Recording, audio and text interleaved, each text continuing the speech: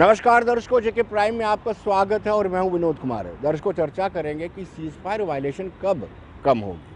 पाकिस्तान की तरफ से 5 अगस्त 2019 के बाद से लगातार सीज फायर वायलेट किया जा रहा है। ऐसे ही रजौरी के साथ सेक्टर में भी सीज फायर का उल्लंघन किया गया, जिसमें जवान भी शहीद हुआ। लेकिन आपको बताते चले कि 2020 में 5100 मरतबा सीज फायर का उल्लंघन हुआ और नए साल में ये उम्मीद कराई जा रही थी कि कहीं ना कहीं सीज फायर वायलेशन कल्टेल होगा, कम होगा। लेकिन अनफॉर्चुनेटली बात है कि पाकिस्तान है कि मानता ही नहीं।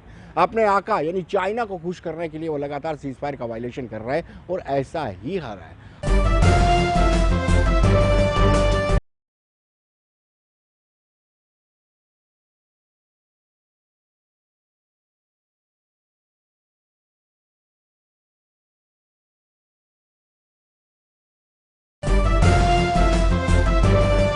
इसको अब हम बात करेंगे त्राल की। तो त्राल में आतंकवादियों ने एक मरतबा फिर ग्रेनेड हमला किया है, जिसमें 8 लोग घायल हो चुके हैं। अपने आकाओं की आदेश के मुताबिक आतंकी लगातार कोशिश कर रहे हैं कि जम्मू कश्मीर में किसी तरह से कोई बड़ी वारदात को अंजाम दिया जाए। हम सब जानते हैं कि इलेक्शन के दौरान भी भरपूर कोशिश की गई थी आतंकी तंजीमों की तरफ से कि किसी बड़ी वारदात को अंजाम दिया जाए, लेकिन सतर्क सुरक्षा बलों ने उनकी सारी कोशिशों को नाकाम कर दिया था। और सेम इसी तरीके से इस बार भी तरार में उन्होंने ग्रेनेड फेंका है और ग्रेनेड फेंका भी कहीं ना कहीं एक टारगेट बना करके फेंका गया था, लेकिन वो टारगेट पर ग्रेनेड नहीं मिला और आम नागरिक 8 आम नागरिक जो है वो घायल हो गए।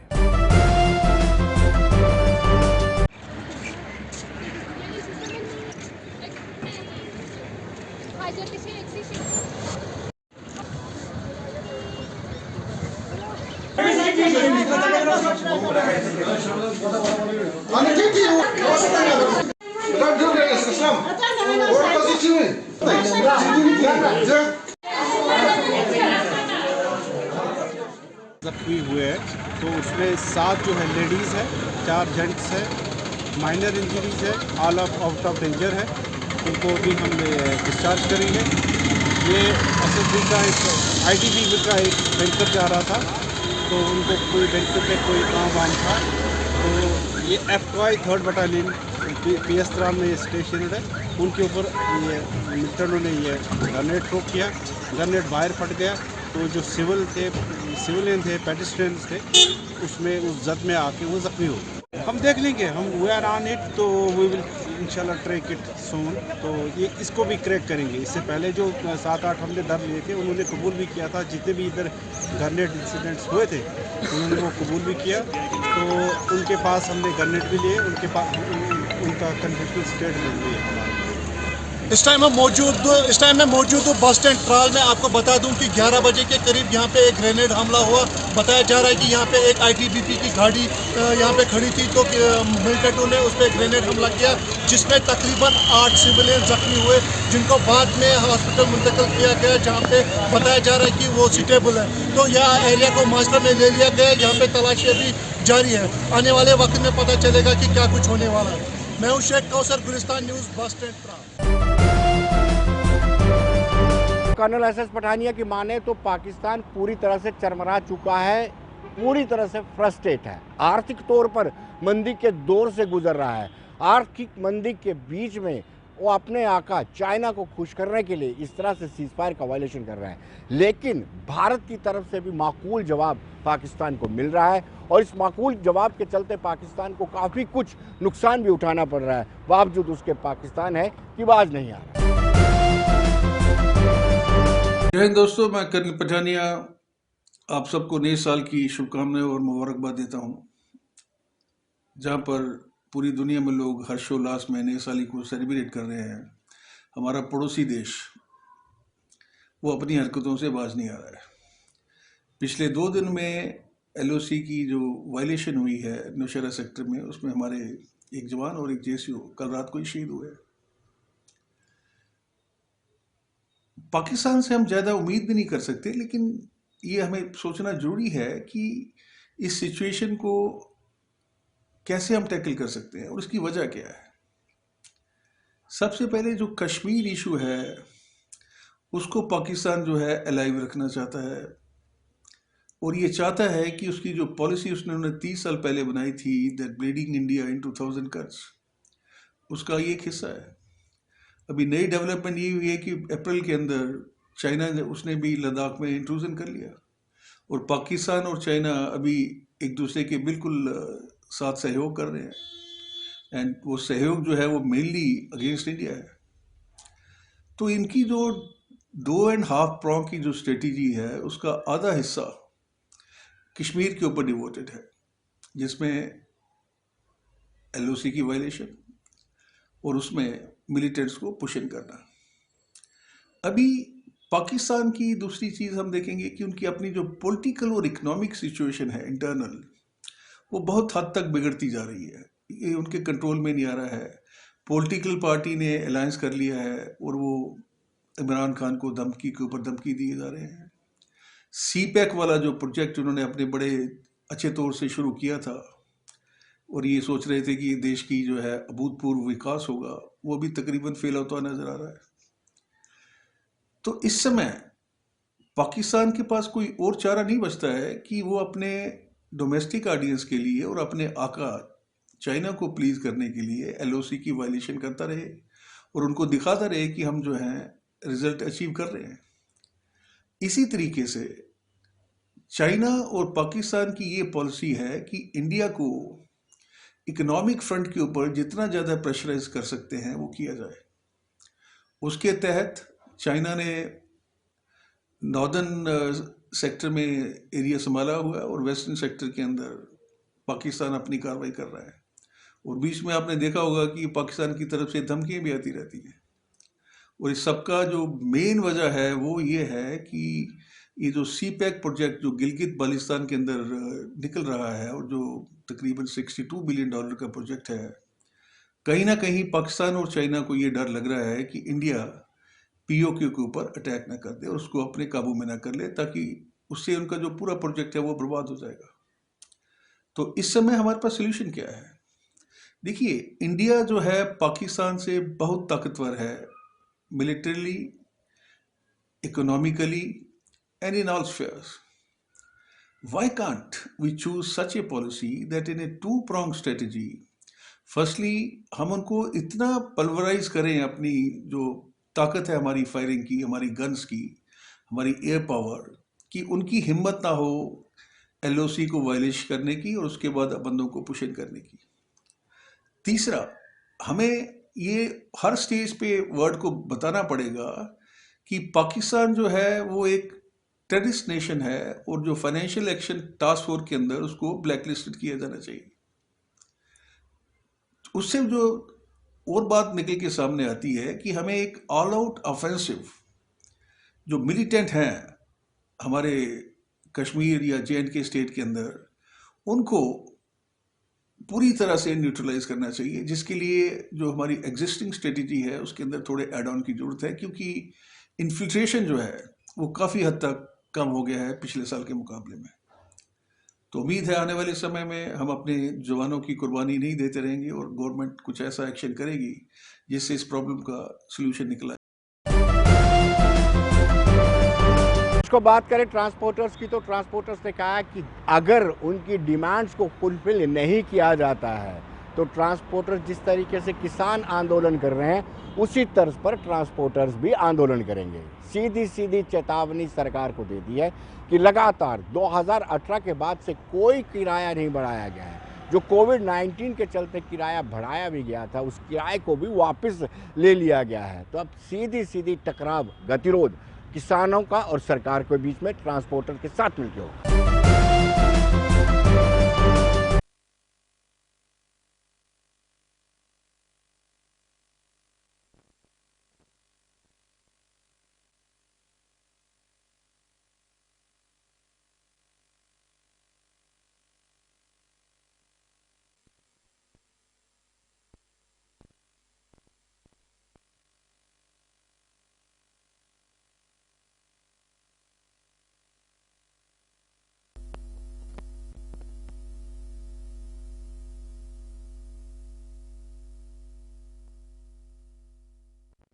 अभी तक सरकार की तरफ से कोई हमें इनविटेशन नहीं आई हमने पहले भी 2 बार अप्रोच किया है। इसे आज जब हमने प्रेस कॉन्फ्रेंस की ना परसों, उससे पहले हमने 20-25 दिन पहले भी गवर्नमेंट को किया था कि हमें ये गाड़ियाँ नहीं चला पा रहे, हमारी कोविड की वजह से गाड़ियाँ तो खड़ी थी। तो उसके बाद क्या हुआ, इन्होंने जो हमें कोविड का जो 30% दिया था ना, वो वापस ले लिया।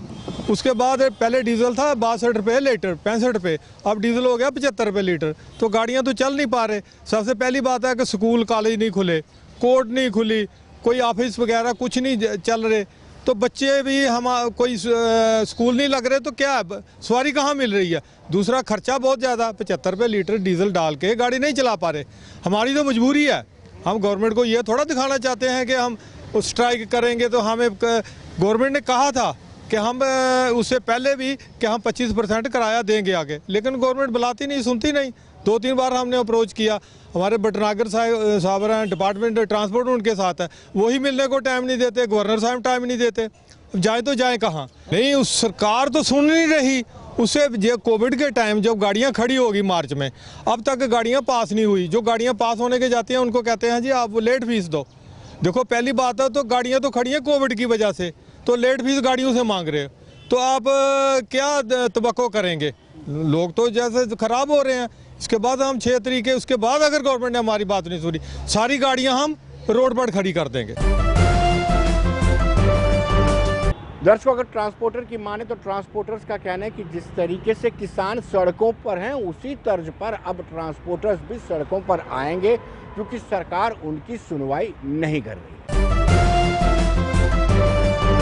पहले भी 20-25 दिन पहले भी एक प्रेस कॉन्फ्रेंस की दी थी वजीर साहब ने, उसमें 10 दिन का टाइम दिया था गवर्नमेंट को भाई हमारा फेयर बढ़ाने के लिए। तो इन्होंने आज तक हमें बुलाया ही नहीं। तो कल परसों फिर हमने प्रेस कॉन्फ्रेंस दी है एक। तो अब 6 तारीख को चक्का जाम करेंगे। गवर्नमेंट ने तो हमें कोई उसमें रिस्पांस दिया ही नहीं, किराया बढ़ा। तो हमारी गाड़ी तो ऑटोमेटिकली खड़ी हो गई है, चलाने के लायक ही नहीं रही हमारी। 78 रुपये लीटर डीजल हो गया है, तो किराया आगे से भी डाउन हो गया। तो अब गाड़ी हमारी चलने के लायक रही नहीं है। हमने तो ऑटोमेटिकली 6 तारीख गाड़ियों को खड़े कर देना हमने। देखो जी, ट्रांसपोर्टर के हक में J&K की गवर्नमेंट नहीं है। हमारी गाड़ियाँ तो जब से इन्होंने 370 ख़त्म किया ना, उसी टाइम से ख़त्म होगी, खड़ी होगी गाड़ी। अब कोरोना आ गया, आपके सामने ही 1 साल हो गया गाड़ी खड़ी हुई हमारी। जो गाड़ियाँ हमने खड़ी गाड़ियों की इंश्योरेंस भरी थी ना 70-75 हज़ार रुपये, आज वो ख़त्म हो गई है। अब हमने गाड़ी नहीं जब चलानी शुरू करनी है तो 1-1.25 रुपये हमें चाहिए। तो हमारी गाड़ी हम तो चलने के लायक ही नहीं रह गए हैं। हमारा ड्राइवर कंडक्टर भी सारा बुक हमारा है, अब मालिक भी बुक हमारी भी आ गए हैं। तो हमारी गाड़ियाँ तो अब ऑटोमेटिकली खड़ी हो जाएंगी। गवर्नमेंट ने सिर्फ बातें की हैं हमारे साथ, कोई हमें कोई रिस्पांस नहीं दिया गाड़ी चलाने। हमारी गाड़ी ऑटोमेटिकली खड़ी हो गई है। जितनी देर गवर्नमेंट हमें कोई इसका पैकेज दे, जहां हमारा किराया बढ़ाए, तो फिर हम गाड़ी चलेगी। हमारी ऐसी गाड़ी चल नहीं सकती। देखिए, पहले तो उन्होंने 3% किराया बढ़ाया था हमारा कोरोना की वजह से। तो LG साहब ने कोरोना ख़त्म कर दिया जहाँ पर, सिर्फ ट्रांसपोर्टरों के लिए। क्योंकि अगर इनके ऑफिस में जाओ ना, तो इन्होंने दरवाजे बंद किए होते हैं, उसके बाद छोटी सी खिड़की लगाई होती है, 20 से बात करेंगे। मैं कल ही RTO ऑफिस गया, मैं ARTO साहब बैठे थे वहाँ पर, सलीम साहब बैठे थे, तो छोटी सी खिड़की लगाई थी। मैंने पूछा, मैं क्यों भाई ये क्या बात है, आप ऐसी कोरोना है?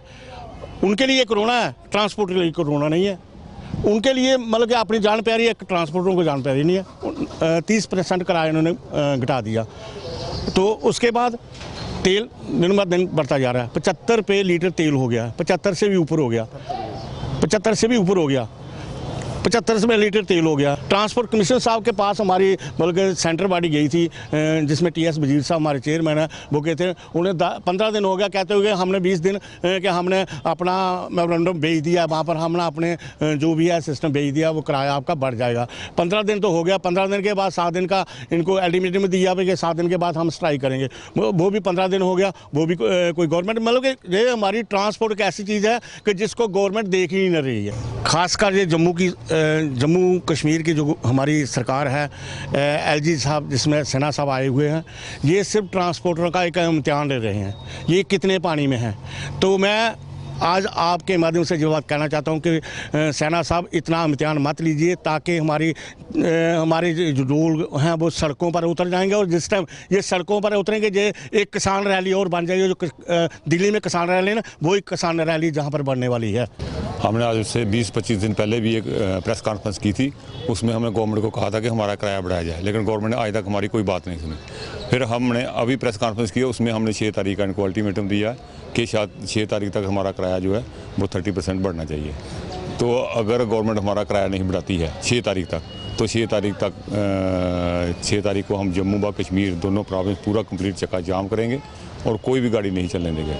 और आज तक गवर्नमेंट ने हमारा किराया, जब हमारा किराया बढ़ा था उस समय डीजल की कीमत थी 65 रुपये, 12-13 रुपये लीटर पर लीटर से डीजल महंगा हुआ है। और गवर्नमेंट सिंसियर होती या सीरियस होती तो हमारा किराया आज तक गवर्नमेंट ने बढ़ा देना चाहिए था। हमारी सुनता कोई नहीं है। अगर पॉपुलर गवर्नमेंट है तो हमारा आज तक मसला हल हो जाना चाहिए। ये ड्यूटी गवर्नमेंट है। हमने कई बार गवर्नमेंट को अप्रोच किया, लेफ्टिनेंट गवर्नर साहब को हमने कोई 5-6 दफ़ा मेमोरेंडम दिया कि हमारी एक मीटिंग कीजिए, हमारी प्रॉब्लम जो वो सुन लीजिए, लेकिन आज तक उन्होंने हमारी एक भी मीटिंग नहीं सुनी और ना ही कोई हमारा मसला हल किया। इसलिए हम दोबारा उनसे अपील करते हैं, रिक्वेस्ट करते हैं कि हमारी जल्द से जल्द मीटिंग बुलाई जाए और हमारे जो मसले हैं ट्रांसपोर्टर के किराए के बिना और भी हैं, वो जल्द से जल्द हल किए जाने चाहिए। तो अगर नहीं करती है गवर्नमेंट तो फिर 6 तारीख को हमारा बंद, फिर हम भी डटेंगे 6 तारीख के बाद। अगर नहीं होगा तो हम भी करेंगे, देखेंगे 6 तारीख को क्या होता है। नहीं तो हम उसमें डिसीजन लेके सेंट्रल पार्टी में आपने जो आगे फैसला होगा वो करेंगे।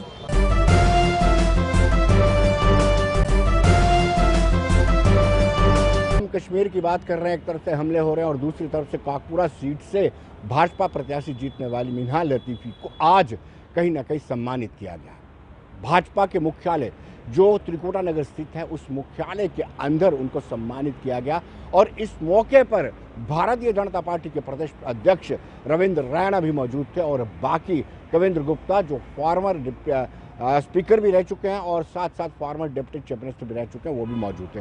बड़ा इत्तेफाक है क्योंकि भारतीय जनता पार्टी ने बड़ा प्रयास किया था, उसके बाद 3 सीटें भारतीय जनता पार्टी को कश्मीर से मिली हैं और कश्मीर में कमल खिला है। इस बात को लेकर के भारतीय जनता पार्टी वाले खुश जरूर हैं, लेकिन इतनी बड़ी भी उपलब्धि नहीं है। लेकिन आज उनको सम्मानित किया गया, सम्मान उनको दिया गया।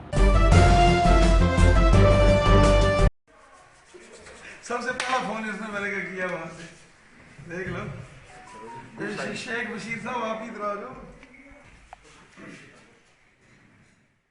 में भारतीय जनता पार्टी ने यहां जम्मू संभाग में जबरदस्त जीत हासिल की है, वहीं कश्मीर घाटी में भी भारतीय जनता पार्टी का कमल का फूल बड़ी शान से लहराया है। कश्मीर घाटी के पुलवामा की काकपुरा सीट से हमारी बहन एडवोकेट मिन्हाल लतीफ़ जो वहां भारी मतों से जीत कर आई हैं, आज भारतीय जनता पार्टी के कार्यालय में उनको वेलकम किया गया, उनको सम्मानित किया गया। ये बहुत बड़ी जीत जो कश्मीर घाटी से भारतीय जनता पार्टी को मिली है।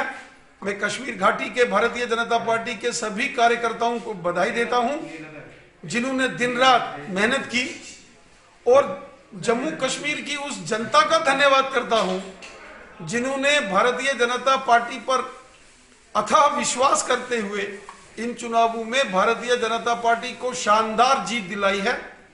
मैं एडवोकेट मिन्हाल लतीफ़ जी जिन्होंने एक शानदार जीत हासिल की है कश्मीर के पुलवामा से, उनको, उनकी सारी टीम को, वहां भारतीय जनता पार्टी के सभी कार्यकर्ताओं को हृदय से बधाई देता हूं, मुबारकबाद देता हूं और पूरा विश्वास के साथ, उम्मीद के साथ मुझे विश्वास है कि ये सभी कार्यकर्ता जो चुने हुए हमारे नुमाइंदे हैं, ये कश्मीर घाटी में दिन रात मेहनत करेंगे और यहाँ लोगों की समस्याओं का समाधान करेंगे।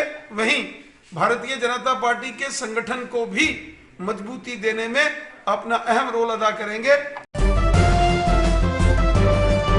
को पैरामेडिकल स्टूडेंट्स की बात करें तो उनको यूटी बनने के बाद ना उनको कोई अनुमति दी जा रही है, ना ही उनको तरजीह दी जा रही है। और ये हज़ारों की तादाद में स्टूडेंट्स हैं जिन्होंने अपने परिजनों से पैसे लेकर के ये ट्रेनिंग की है, लाखों रुपए खर्च करके ट्रेनिंग की है। लेकिन अब हाथ पे हाथ धरे हुए बैठे हैं।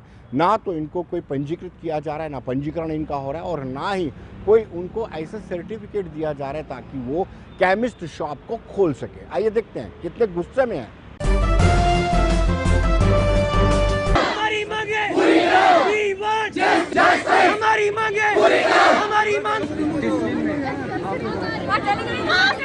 सर पूरे मतलब पता ही है कि लॉकडाउन में तो लॉकडाउन लगा तो मतलब बंद हो गया सब कुछ सिस्टम।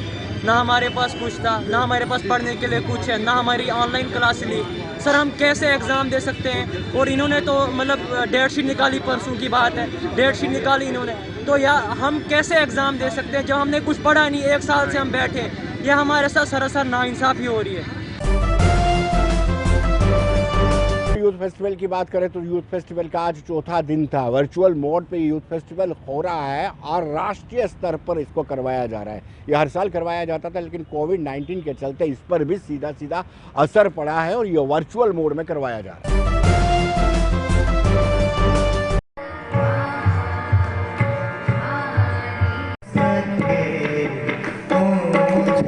ये अच्छा नहीं लगता।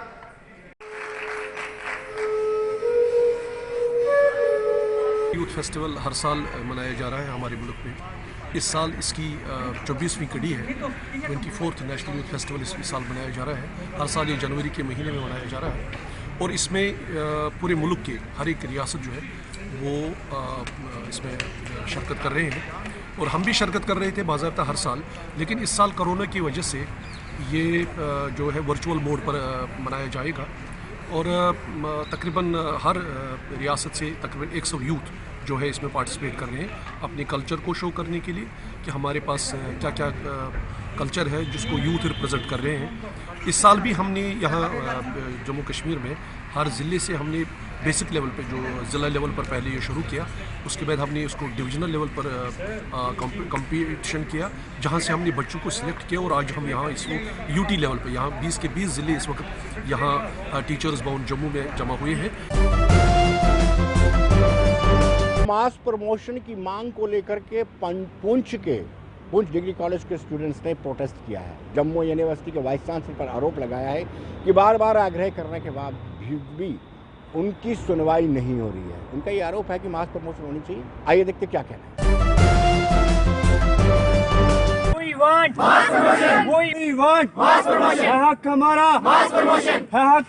आज आपको बेहतर पता है कि पिछले लॉकडाउन से जो जितने भी प्राइवेट एग्ज़ाम होते थे जम्मू यूनिवर्सिटी ने वो कंडक्ट नहीं किए हैं। उसी को लेकर आज जो पुंछ जो कॉलेज है उसके बच्चों ने अपना एक डिमांड रखी है, एक प्रेस कॉन्फ्रेंस किया है जिससे ये मुतालबा किया है जम्मू यूनिवर्सिटी से कि जितने भी प्राइवेट जो एग्ज़ाम होते थे फर्स्ट सेम, थर्ड सेम और फिफ्थ सेम वो आज तक जो है पिछले 1 साल से नहीं हुए और इन बच्चों को जो 6th सेम अपना क्लियर कर चुके हैं और या 4th सेम जो है वो क्लियर हो चुका है, किसी एक सेमेस्टर में जो उनका कोई सब्जेक्ट बैक है तो उसकी वजह से उनको वो डिग्री नहीं मिल सकती और वो अपनी एजुकेशन जो है वो आगे कंटिन्यू नहीं कर सकते। इसीलिए आज इन बच्चों ने जो है प्रेस कॉन्फ्रेंस रखी। क्वालिफाई किया है और बहुत सारे बच्चे हैं जिनको फर्स्ट सेम से जो सब्जेक्ट है वो बैक हो गया है या थर्ड का या फिफ्थ का, अब उनको एक चांस मिलता था कि वो आगे बढ़ सकते थे, लेकिन ऐसा चांस जम्मू यूनिवर्सिटी हमें दे नहीं रही है। इसलिए हम सब बच्चों ने मिलकर ये सोचा है कि हम प्रोटेस्ट करेंगे। लेकिन आज हमने जस्ट एक कॉन्फ्रेंस जो है वो बुला के सब बच्चों ने ये तय किया था कि हम सब जो है ये मास प्रमोशन के लिए प्रोटेस्ट करेंगे। हम जम्मू यूनिवर्सिटी के वाइस चांसलर तक अपनी बात पहुंचाना चाहते हैं क्योंकि लास्ट 14 और 15 मंथ से जो है कोई भी प्राइवेट एग्ज़ाम जो है जम्मू यूनिवर्सिटी ने नहीं लिया है, जिसकी वजह से जो प्राइवेट स्टूडेंट हैं वो बुरी तरीके से परेशानी का सामना कर रहे हैं और उनकी ज़िंदगी जो है वो दाव पे लग चुकी है। हम जम्मू यूनिवर्सिटी के वाइस चांसलर से ये रिक्वेस्ट करना चाहते हैं कि इन बच्चों को सेमेस्टर 1st, 3rd और 5th के बच्चों को मास प्रमोशन दी जाए ताकि उनका जो कीमती वक्त जो है वो ज़ाया ना हो और वो अपनी पढ़ाई जो है वो आगे जारी रख सकें। पहले तो हम जम्मू यूनिवर्सिटी के वाइस चांसलर से ये रिक्वेस्ट करते हैं और ये डिमांड भी अपनी रखते हैं कि हमें जल्द से जल्द मास प्रमोशन दी जाए ताकि हम अपनी जो आगे की पढ़ाई है, स्टडी है, उसको कंटिन्यू कर सकें। लेकिन अगर हमारी रिक्वेस्ट जो है वो डिमांड जम्मू यूनिवर्सिटी नहीं मानती है तो हम जितने भी जम्मू यूनिवर्सिटी के अंदर तलबा प्राइवेट स्टूडेंट जो आ रहे हैं वो अपनी मांगों को लेकर रोड पे एहतजाज करने के लिए निकलेंगे। दर्शकों, कश्मीरी विस्थापित पंडितों की बात करें तो कश्मीरी विस्थापित पंडित आज भी प्रोटेस्ट पर है। 45 ऐसे लोग हैं जिनको कोर्ट की डायरेक्शन है कि उनको रोजगार दिया जाए, बट अनफॉर्चुनेटली बड़े दुर्भाग्यपूर्ण बात यह है कि सरकार उनकी सुनवाई नहीं कर रही है। बार बार आग्रह करने के बाद उपराज्यपाल के आश्वासन के बावजूद भी ऐसा कुछ नहीं किया गया, जिसके चलते उनकी नाराजगी निरंतर लगातार बढ़ती जा रही है।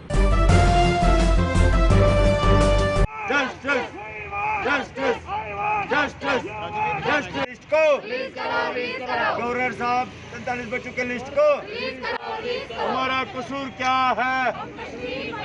हमारा कसूर पीसफुल प्रोटेस्ट कर रहे हैं ताकि सरकार के आंखें खुलेंगे और कान खुलेंगे, क्योंकि ये वो बच्चे हैं जो मेरिटोरियस है। ये वो बच्चे हैं जिन्होंने 90 से लेकर आज तक सख्ती उठाई हुई है, टेंटों में पढ़ के, मिट्टी में पढ़ के, सड़कों पे पढ़ के, ये मेरिट होके जो अपने एम्प्लॉयमेंट ढूंढ रहे हैं, जिनको आज 30-90 दिन हो गए। 90 दिन से जो है सरकार को टच से मस नहीं हो रहे हैं, क्योंकि अपना इंसाफ मांग रहे हैं, जो कि माननीय कोर्ट ने भी जो है सरकार को इंस्ट्रक्शन दे रखी है, भाई इनको इम्प्लीमेंट कीजिए। मात्र 45 बच्चे हैं। एक तरफ से गवर्नमेंट ऑफ इंडिया कहती है कि मैं कश्मीरी पंडितों को वापस ले जाऊंगा, दूसरी तरफ से जब ये 45 बच्चों को एडजस्ट नहीं कर सकते हैं, ये कहाँ से ले सकते हैं? मेरी रिक्वेस्ट है आपके माध्यम से सरकार से, इनको जो आप जल्द से जल्द जो है इम्प्लीमेंट कीजिए। और दूसरी बात आपके माध्यम के थ्रू मैं कह रहा हूँ, मंडे को गवर्नर हाउस पे हम लोग प्रोटेस्ट करेंगे, फिर गवर्नर साहब के पास हम फिर जाएंगे मिलने के लिए। आप लोगों से भी निवेदन है कि आप वहाँ पर पहुँच जाए। 11 से 12 बजे तक हमारा वहाँ पर प्रदर्शन है। दर्शकों, बने रहिए देश दुनिया की खबरों के लिए और मुझे दीजिए इजाजत। नमस्कार।